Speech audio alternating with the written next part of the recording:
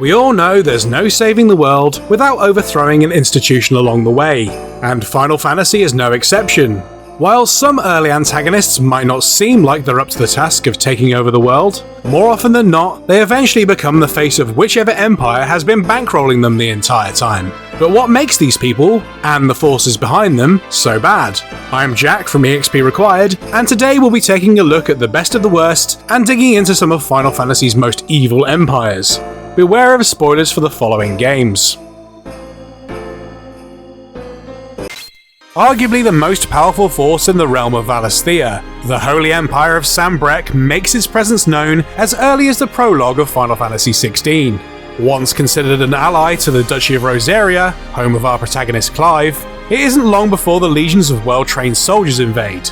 It ends badly, of course. The Archduke is slaughtered, his youngest son murdered, and the young Clive forced into service as a branded slave. 13 years later, Clive still fights under the Empire's banner, and we quickly learn that its expanded rule has changed the land, and not for the better. Viscountess Annabella rules over the new Imperial province with an iron fist. Magical bearers find their conditions continually worsened, and those who sympathise with them aren't treated much better.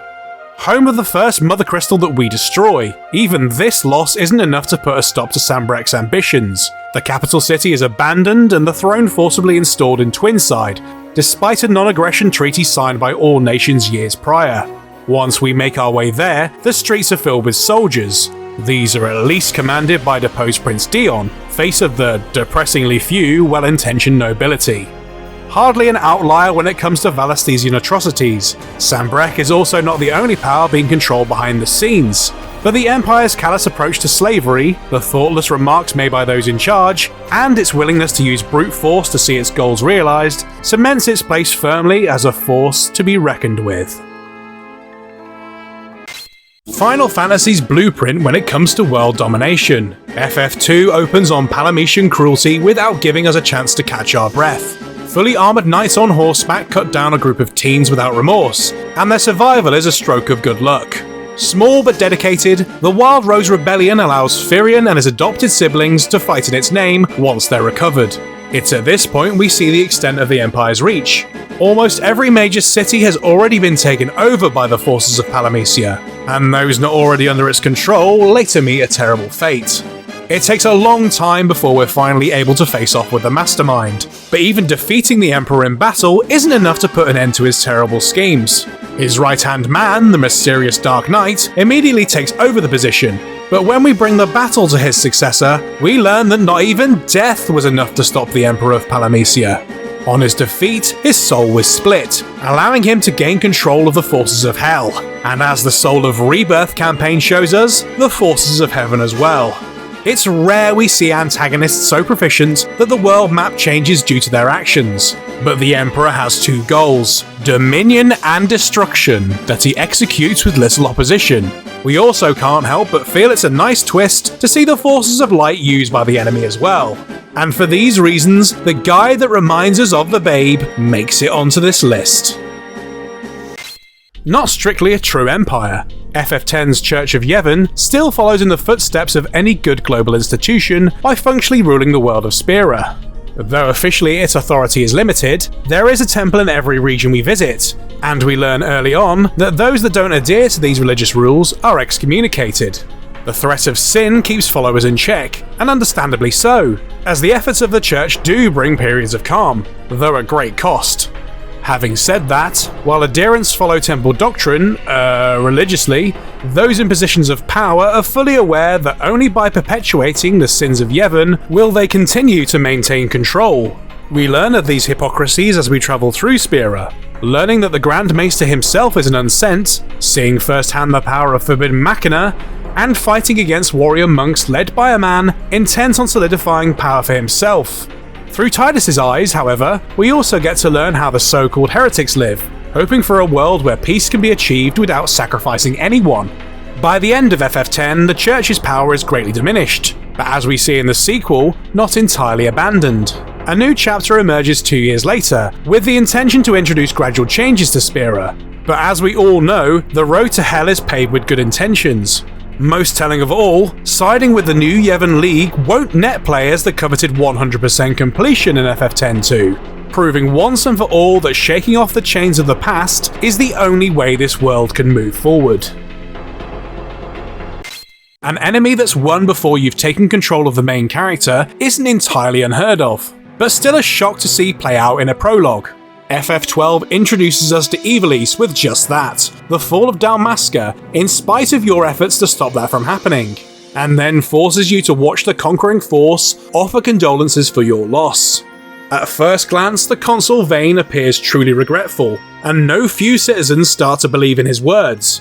But the more we learn about the inner workings of the Archadian Empire, the more we understand that even if Vayne himself isn't terrible, the regime he serves is. Involved in skirmishes beyond our introduction to the game, the biggest names within the Empire are dedicated to warfare, whether that be brilliant but terrible scientists, upholders of the law, or even the consul himself. Of course, the very nature of Ivalice means that not all is as it seems. The reveal of a godly race and its desire to steward the lives of all others tells us that though the Archadian Empire has committed a great many atrocities, it could have been anyone else in the same position. Ultimately, Vayne is revealed as wanting to carve his own fate instead of having it dictated to him, making him arguably one of the least villainous antagonists on this list. But where his desire for freedom ends and his lust for power begins is impossible to discern, and whatever good intentions he might have aren't negated by the atrocities his empire has committed. By game's end, Archades seems to have a bright future ahead of it, with the young Larsa to become the next emperor, so we can rest assured knowing that at least one of these entries has a chance to redeem itself. This time we're looking to FF6 for yet another dose of international imperialism. At first glance, there's nothing left for the Gestahlian Empire to take over, as it already has a hold over almost the entire world, but who wants to stop there? Separated from the world as we know it, the mystical Espers make their home in a realm far removed from humanity, but not even a different plane of existence is enough to keep humanity away. In a flashback, we see Gestahl invade the Esper world, taking not just these beings for his own power, but a half-Esper, half-human infant as well.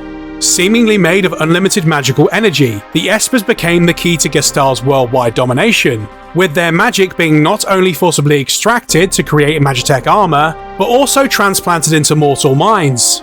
Of the three people who had this dubious honor bestowed upon them, one reigns supreme when it comes to both might and madness. Kefka Palazzo takes Gestahl's delight at conflict several steps further, poisoning water supplies and orchestrating invasions, seemingly for no reason other than the love of the game.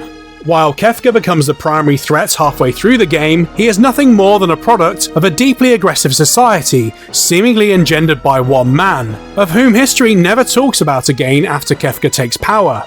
The only Gestahlian soldier left in the world of ruin makes a new life for himself in the Colosseum, but for everyone else, there are bigger concerns to contend with. Though Gestahl is never going to be on the same level as Kefka when it comes to true villainy, we think it's worth highlighting the circumstances that led to the World of Ruin's creation. And let's not forget, any institution opposed by rebels must be a force to reckon with. Ambitious if nothing else, the Garlean Empire's expansion across the world of Hydaelyn might not be the first tale new adventurers hear of, but it won't be too long before you start learning about their misdeeds.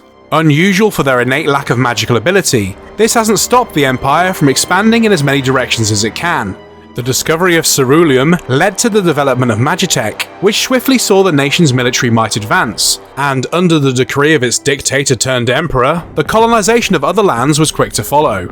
Garlean rule actively discourages native faith, and even within its borders, its people follow a might makes right based belief system, with each person's social class denoted in their names. Those in the military are given infixes of more worth than those who work in every other sector, and it is the military we're exposed to most.